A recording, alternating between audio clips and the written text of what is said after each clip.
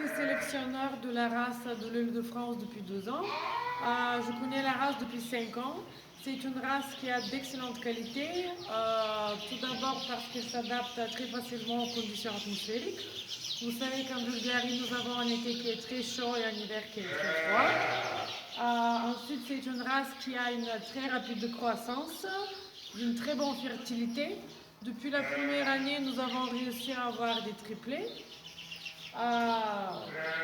Tous nos animaux qui sont 120 femelles et 6 béliers sont sous le contrôle de l'association de la race de l'Île-de-France en Bulgarie. Notre but, c'est de produire des animaux qu'on vend en tant qu'animaux de reproduction. Nous avons un très bon marché en Bulgarie, chez des éleveurs et des sélectionneurs, et en étranger aussi, en particulier en Turquie par exemple. Notre but, c'est d'avoir des animaux, d'avoir 500 animaux. Pour cela, on est en train de construire tout un nouveau bâtiment, et dès qu'il est prêt, on va acheter les animaux parce qu'on est vraiment très content de la race. Et voilà. Bonjour à tous, je suis Emmanuel Fontaine, président de la race Île-de-France depuis près de 10 ans maintenant. Notre belle et grande race fête ses 100 ans cette année à l'occasion du Salon de l'Agriculture en février 2022 à Paris.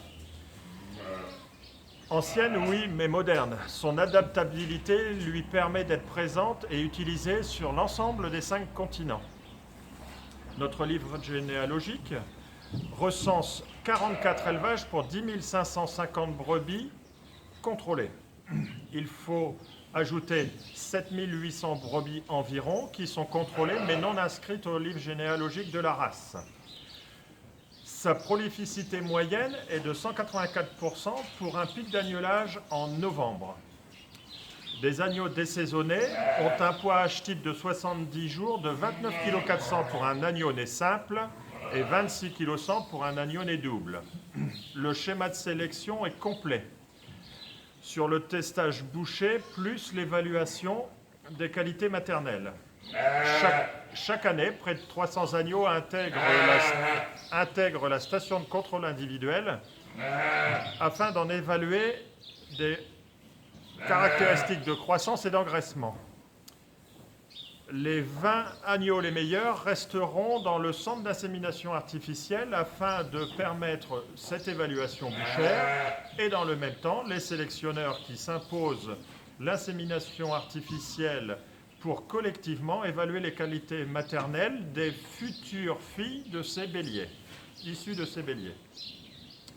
Notre schéma de sélection permet donc une progression régulière de l'amélioration de ses qualités maternelles et de ses qualités bouchères. À la fin de ces évaluations, les béliers ont des qualifications améliorateur boucher, élite ou amel.